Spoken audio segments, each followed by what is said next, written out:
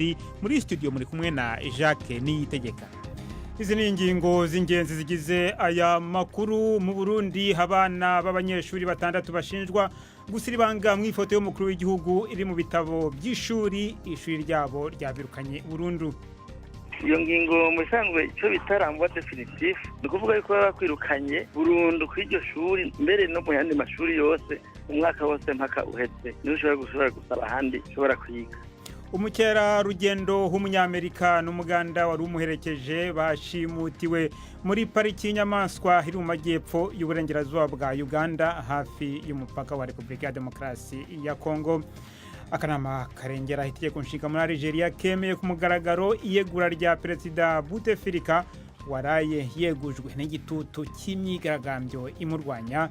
Tubafitiye n'ikiganiro cy'abagore mwiriwe mwese, ikaze manu makuru mbagezaho mfatanije na Mark Niyonkuru. Turi kuwa gatatu itariki ya gatatu z'ukwezi kwa kane.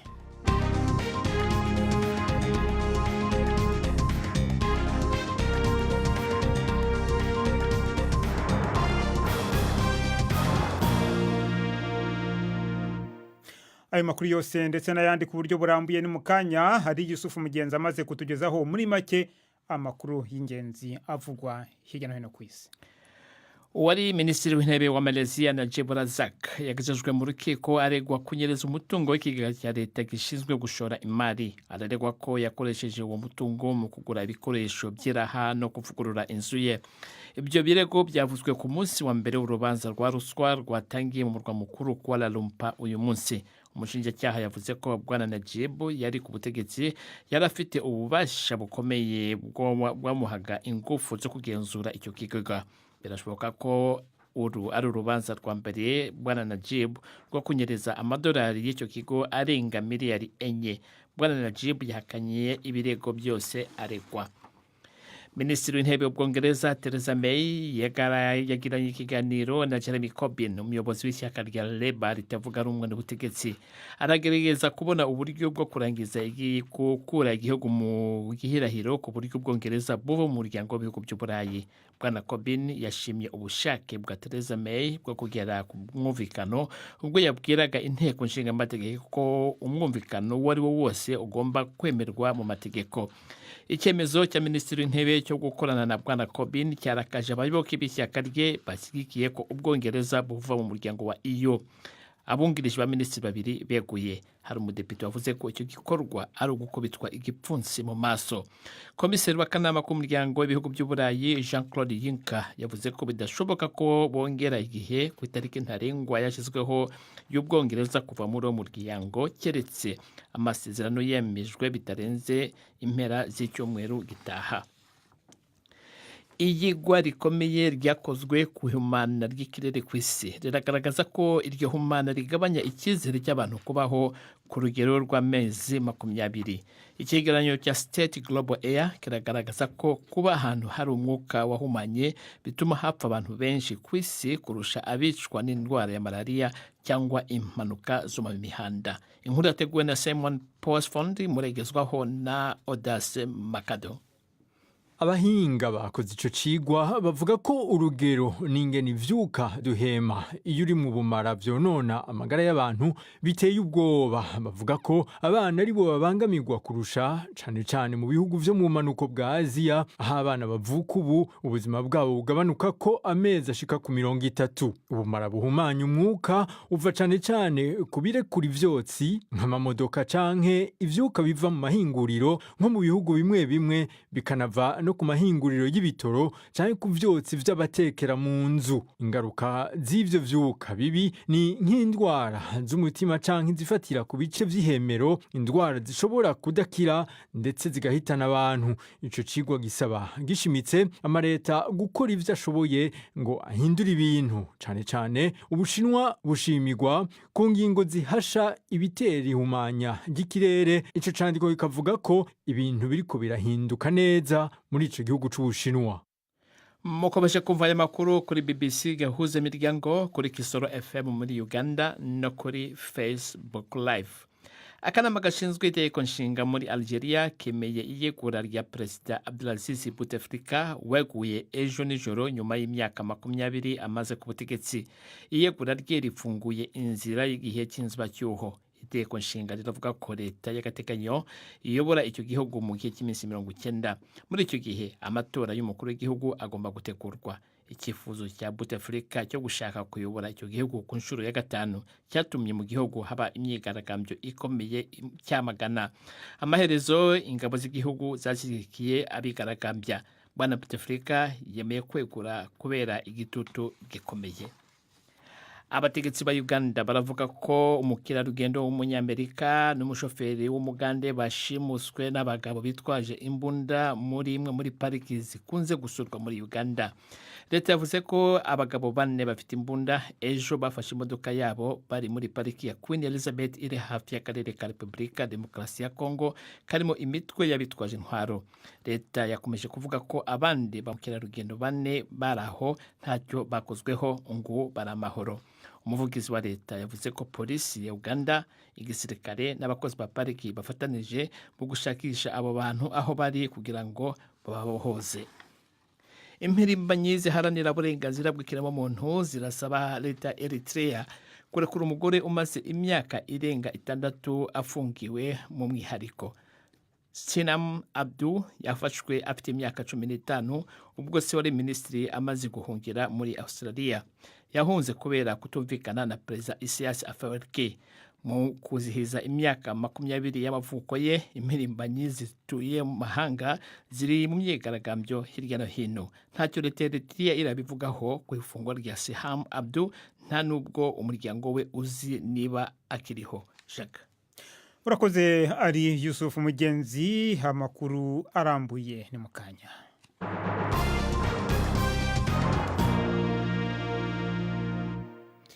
Mwari muhejeje kuvyumva ingenzi y'umunyamerika hamwe n'uwamwereka inzira y'umuganda banyururijwe mu ruhongore kama ruri mu manuko bushira uburengero bwa Uganda hafi y'urubibe icyo gihugu gihana na Repubulika ya Demokarasi ya Kongo. Nk'uko bivugwa n'igipolisi cya Uganda, abanyuruje abo bantu basavye ingwati ingana ibihumbi 500 z'amadolari y'abanyamerika kugira babarekure. Inkuru ya Catherine Byaruhanga mushikizwa na Ali Yusuf Mugenzi. Ubwo bushimusi bwabaye ejo nimugoroba muri pariki yo muri Uganda ya Queen Elizabeth. Abagabo 4 bitwaje intwaro bagose imodoka y'abamukerarugendo bafata umugore w'umunyamerika n'umukozi wa pariki. Umugabo n'umugore bari muri zabukuru b'abanyamerika ntabwo bafashwe. Polisi iravuga ko abashimuse abo bantu ubu barimo gukoresha telefoni y'umwe muri bo baka amadolari y'abanyamerika 500 kugira ngo babarekure. Birakekwa ko abantu bafite intwaro ari abo muri Repubulika Demokarasi ya Kongo. Abategetsi ba Uganda baravuga ko bongereye ibikorwa by'umutekano ku mupaka aho abo bantu bafatiwe. Ubundi Uganda ifatwa nk'igihugu kirimo umutekano kuri ba mukerarugendo.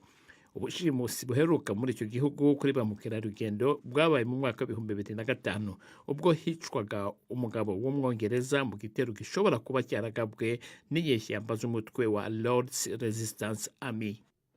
Inkuru ya Catherine Byaruhanga. Dukomereze ano makuru mu majyaruguru y'umugabane wa Afrika. Akanama karengera itegeko nshinga muri Algeria kemeye ku mugaragaro iyegura rya Perezida Bouteflika. Yaraye yeguye nyuma y'ibyumweru byinshi mu gihugu haba imyigaragambyo imurwanya ikomeye. Bwana Bouteflika umaze imyaka 20 ku butegetsi yaraherutse gutangaza ko atakiyamamaje gukomeza kuyobora igihugu muri manda igira gatanu kubera igitutu cyo myigaragambyo. Igisirikare cyari giherutse no gusaba ko Bouteflika w'imyaka 82 y'amavuko bitangazwa ko atagishoboye kuyobora igihugu. Abari mu myigaragambyo barahiye bavuga ko bazayikomeza kugeza igihe bavaniyeho leta yose. Ni inkuru mugezwaho na Robert Patrick Misigaro.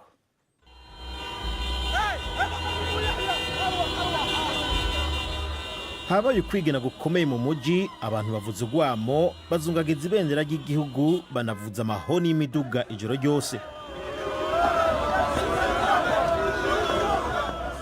Abari mu myerekano ntibashaka ko Bouteflika agenda wenyene, bashaka ko umugwi wose uri ku butegetsi ukinjura, cyane leta yagenywe mu ndwi iheze. Umwe mu bari mu myerekano yagize ati iyi ni intsinzi ntoyi, intsinzi y'ukuri iri mu nzira.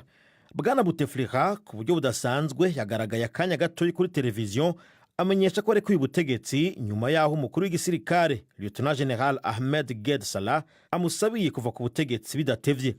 Umugabo umwe yitwa Selmawi Sedik yabariye ibiro ntaramakuru Reuters ati ku gushaka kw'Imana ubutegetsi buzohinduka biciye muri demokrasi 100%. Ati ibi ni vyankenerwa cyane.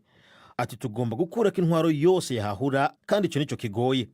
Ariko Mustafa Buchachi umwe mu bakuru baba bari mu myerekano imbere y'uko iyo ngingo itangazwa yavuze ko icemezi ico arico cyose Bwana Bouteflika yofata cyo kuva ku butegetsi atana kimwe kiza guhindura kandi ko imyerekano izobandanya. Tuje mu Burundi ubuyobozi bw'ishure Ecofo Akamuri bwo mu ntara ya Kirundo buherutse gufata ingingo yo kwirukana mu ishure kugeza uyu mwaka w'ishure uheze abana 6 bagirizwa gufutanganya ifoto ya President Pierre Nkurunziza. 3 muri abo bana bari bafunzwe baherutse kurekurwa by'agateganyo na sentare nkuru ya Ngozi mu gihe amatohoza akibandanya. Abandi 3 muri abo bari barekuwe imbere yaho kubera ubutungane bwabuze ivyemezo. Mu kanya navuganye na Prosper Nyanzira aburanira abo bana 3. Natanguye kumubaza ingene iyo ngingo y'ishure imeze. Ngo hasohotse ingingo ibirukana ku ishuri burundu kubera ko ngo batabaye assez responsable ku bitabo babahaye. No kuvuga yuko baba baravyanjanjwe ko nkuko bivugwa. Amatwa dusumira iyo ngingo yoba yafashwe n'umuyobozi w'ishure mu ntara. Hari ico mubiziko? Ico je ntacyo ndamenya. Mugabo ico nzi nuko kugira umunyeshuri yirukanwe barafite amakonseye bacako ariko ingingo yifatwa n'umukuru w'ishuri. Iyo ngingo mu bisanzwe izogera ryari? Iyo ngingo mu bisanzwe ni kuvuga yuko bakwirukanye burundu kw'iryo shuri mbere no mu yandi mashuri yose umwaka wose mpaka uheze niho ushobora gusaba ahandi ushobora kwiga.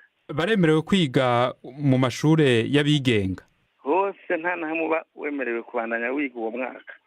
Ubwa mbere abo bana bari 3 gusa abo mwaburanira. None bishika gute ko muri kino gihe abana batemerewe kwiga ari 6?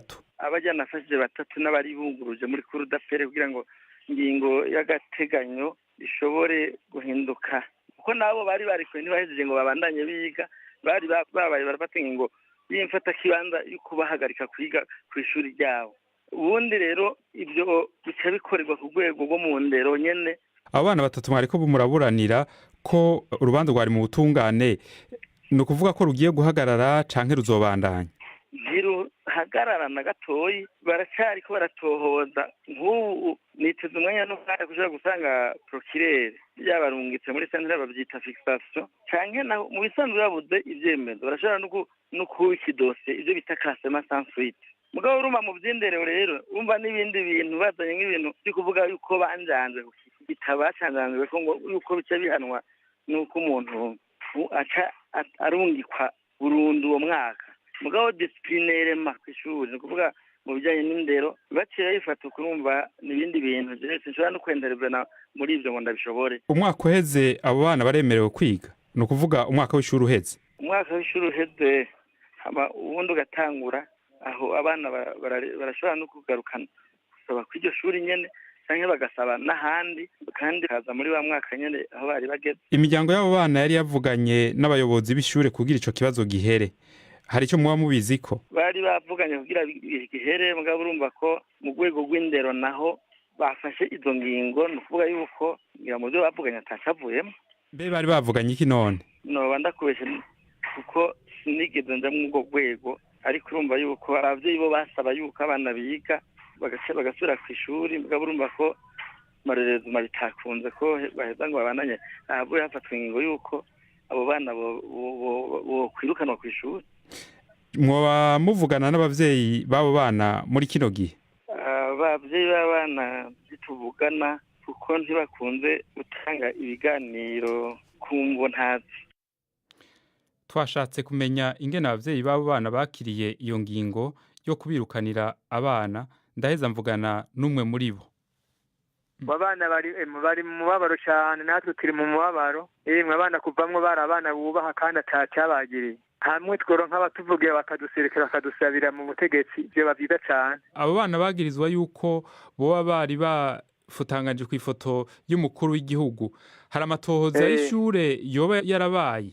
Ishure yari yavuze yuko ibitabo bobirondera ibindi diregiteri niko yashatse kugira mugabo hariho abandi vyaciye bijamwo abandi bo mu gihugu baca baremera diregiteri bica bituma abishyira mu rwego rwo hejuru, vyaciye bijamwo porokireri mubo mu Kirundo rero ntako yashose abarenganura, ariko yemeye kubaronka ingozi nyene barabahana. Abagira neza baradufashije cane, banduruka barabarenganura ngo vy'agateganyo. None abana bari muhira murabi ibibanza ntibazosubira kubarekurira ko bajya kw'ishuri. Nagiye kubisigura DP yaranyima ikibanza. Abayobozi b'ishure ico gihe bariko baravuga yuko mwosubira kugura ibindi bitabo, mwari mwavyumvikanye muremera yuko mwoshobora kugura ibindi bitabo kugira ngo abana bashobore kwiga? Aho twari kubigura mugabo diregiteri yavuze ko ataho vyobona, kandi baciye bamuremera, vyaciye bigenemwo abandi benshi, nibo baciye bamuremera baramwankira bashyira rwego rwo hejuru. Ariko hanyu mwari mwavyemeye ko mwari kubigura?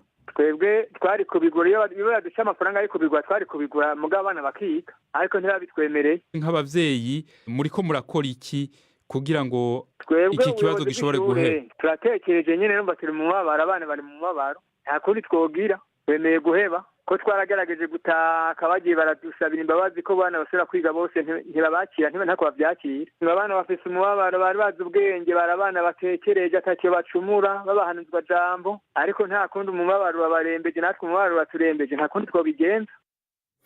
Umwe mu babyeyi b'abana bashinjwa gusiribanga mu ifoto y'umukuru w'igihugu cy'u Burundi Pierre Nkurunziza. Mukomeje kumva BBC gahuza miryango, muradukurikira kandi kuri Kisoro FM mu majyepfo ya Uganda. Abari kuri internet muradukurikira kuri Facebook live, naho habari mu Rwanda no mu Burundi muradukurikira ku mirongo migufi ya shortwaves.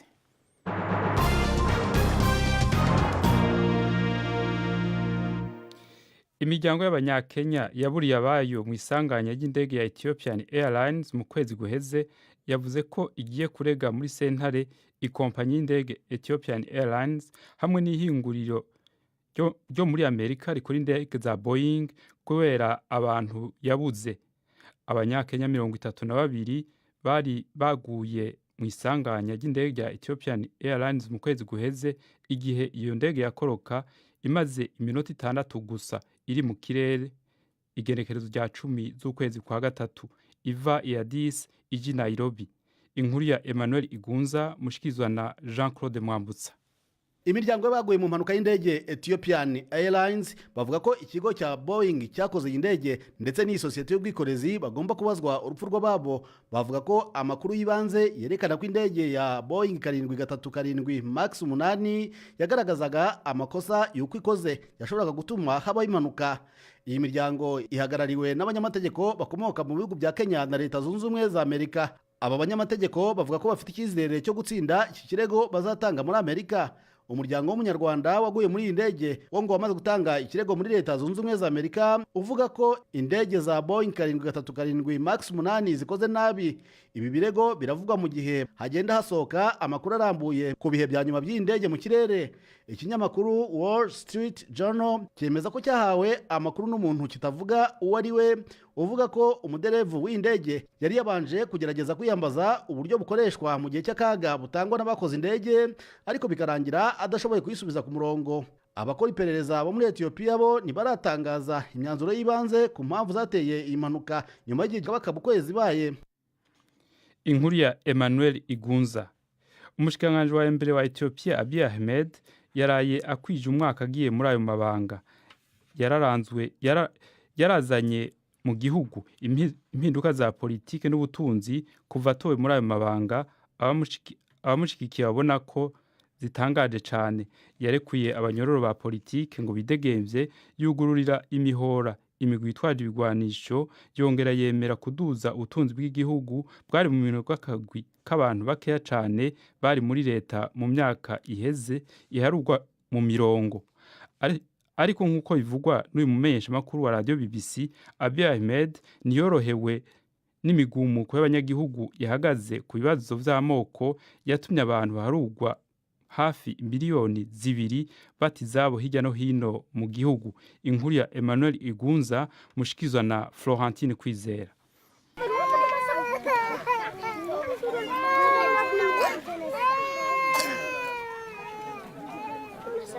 mu ikambi yo mu karere ka Shagni mu buraruko bushira uburengero bwa Ethiopia ico gice cari nk'agahinga mu mezi abiri aheze, ariko ubu hacumbikiye amajana y'abantu bataye ingo zabo kubera injyane hagati y'amoko mu karere ka Benishangul Gumuz. Hakwiragiye amahema y'ugwati rubisi na yera, nayo mu mfuruka hari abana bariko barakina ku ruhande, abavyeyi babo bariko barakinjika. Muri abo bavyeyi harimo Fikre Asayi ari aho mu ikambi n'abana babiri. Ava mu bwoko bugira kabiri mu bugwiriyemo abantu muri Ethiopia, ubwoko bw'aba Amhara. Yavuye iwabo ikigwati cabo kimaze gutegwa n'abitwaje ibigwanisho, barakomeretsa abanyagihugu. Umugabo wiwe n'ubu akaba atazi yambu yiwe.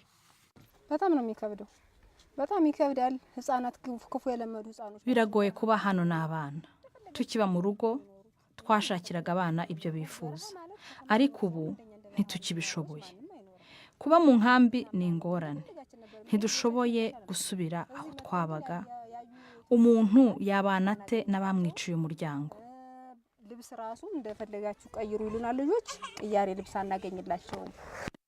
Ariko abahunze intambara ntibari mu buraruko gusa.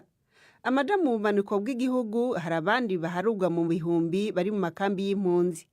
Ibintu aho biragoye cyane.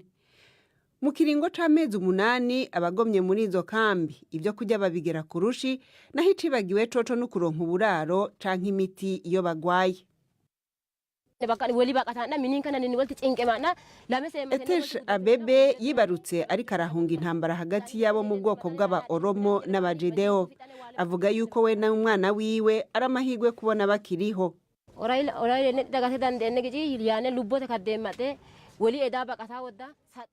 Igihe nabyaraga byari bigoye cyane. Icyambere twarimo duhunga kandi narimo ndava cyane.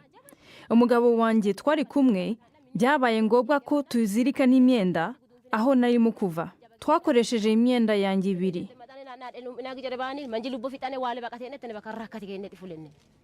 Muri Ethiopia abantu batari munsi y'imiliyoni 2 barataye ingo zabo kubera injyane hagati y'amoko.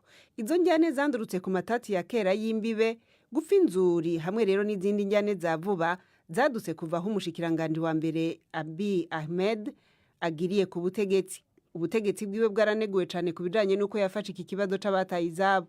Abamunegura bavuga yuko iki arico kibazo camutaye kuwa amazi kuruta ibindi byose. Leta imaze kwigiza inshuro kabiri igikorwa ca rusansuma rw'abanyagihugu cari gitegekanijwe muri uku kwezi. Yavuze yuko impamvu ari iki kibazo nyene c'abataye izabo. Umushikiranganje wa mbere nawe yishuye kuba munenga mu kugendera ubwa mbere kuva agiye ku butegetsi abo bateshejwe izabo bari mu makambi y'impunzi mu manuko, yizeza bahunze kubasubiza mu zabo. Ariko kuba ari muri izo kambi bobo ayo majambo y'umushikiranganje wa mbere nta kinini abafasha kubijanye no kubona icerekezo cabo ca kazoza. Inkuru ya Emmanuel Igunza. Ubu naho tubahonje urunana rw'ejo.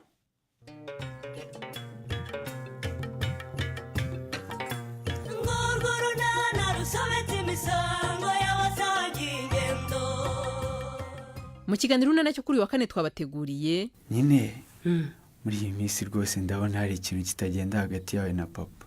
Ibyo so bibona ute? Oya mama ushaka kumbeshya. Kimwe mu bihamya nuko ejo nimugoroba mwavuganye nabi. Ikindi rwose buri genda kubona nkabona utishimye nkuko byari bisanzwe. Gusa urumva hatari ikibazo. Mama rwose mbwira ni ikihe kibazo mufitanye? Ni 12:45 kuri BBC. Dukomeretse kino hano makuru mu kiganiro cy'abagore, ikiganiro cy'abakenyezi cy'uyu munsi. Florentine Kwizera yaganiriye na Liliane Bapfunya, umukenyezi akora umurimo wo kugira inama abandi mu bijyanye no gukora imyimenyerezo ngororamubiri no kumenya ibyo bafungura bituma baguma ku biro bifuza, cyane cyane ababyeyi akifashisha ikoranabuhanga.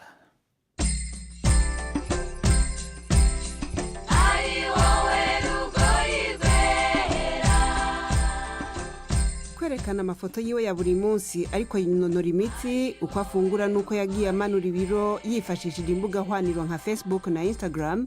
Liliane Bapfunya ntiyarazi yuko bizomuviramo umwuga ndetse ngo sinayo ntumbero yari afise. Ariko uyu munsi uyu mukenyezi w'abana babiri aba muri Canada avuga yuko bimutunze ku buryo byatumye afata ingingo yo guhagarika akazi kamuha umushahara haraheze imyaka 2. yatanguye kumbwira aho yakuye iryo shaka. Mpejeje kubyara umwana wa kabiri niho nafashe ibiro byinshi ntangura kugira sport, nari mfise ibiro nka 20 byo guta, ntangura kugira sport muga nkabishira kuri Facebook ndiko ndafina mvuga ati ni ivy'iwanje ni ivyo kugira ni motive turemwe ishaka abantu bakanyandikira ati yo bandanya ntuhagarike. Namaze ukwezi kwa mbere ngishira ifoto misi yose ngize sport ngashira ifoto kuri Facebook, maze kubona yuko ndabishobora abantu barabikunda bantera intege cyo ntangura kuvuga ati ngira ngo ni ikintu nofashisha abandi bamama n'abandi bamama babikeneye ko bari batanguye kubimbaza. Niho naciye ntangura n'ubundi kubishyiramo ingufu no kubishyira kuri Facebook tukabikorera hamwe en ligne. Mukabigenza gute mu kubikorera hamwe umwe wese ariwe? Mfise ishirahamwe dukorana rikora programme za sport. Kiye kuri application za telefone yawe uyirondeye urashobora kwironka. Umugabo ukora jewe urumva nkorana n'ibihugu 3 gusa muri Amerika, muri Canada n'Ubwongereza, niyo kompanyi nihikorera. Iyo umuntu rero ashaka kumbaza nyine ashaka guta ibiro ndamufasha kuronka application.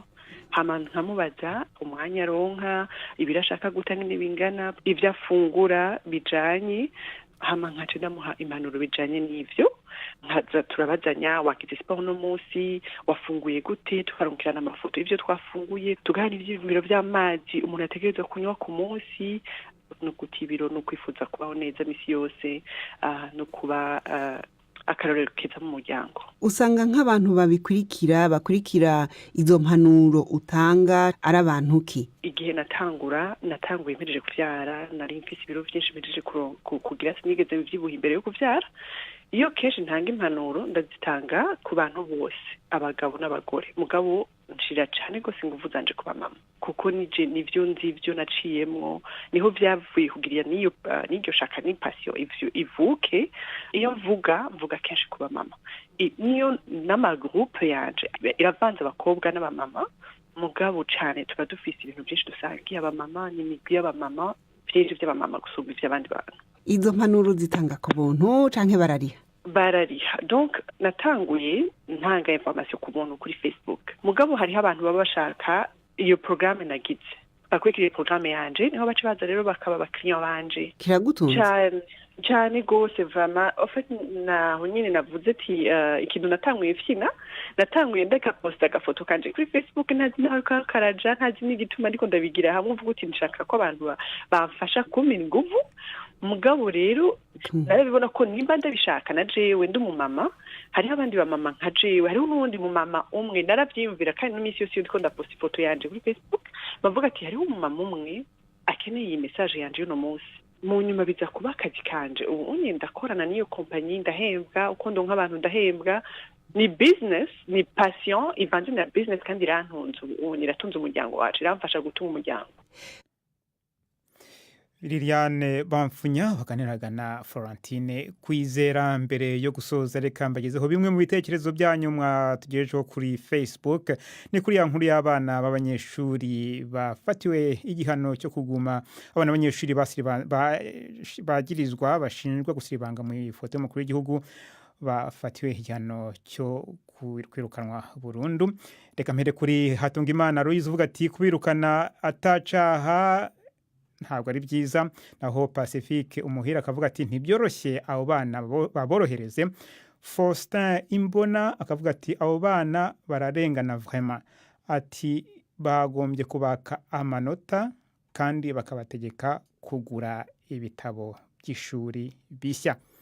Aha rero niho dushojeje n'amakuru yacu uyu munsi. Amakuru nabagejejeho mfatanyije na yarahagarariwe na Florentine Kwizera. Mwakoze cyane guhitamo BBC gahuza miryango. Muramukeho.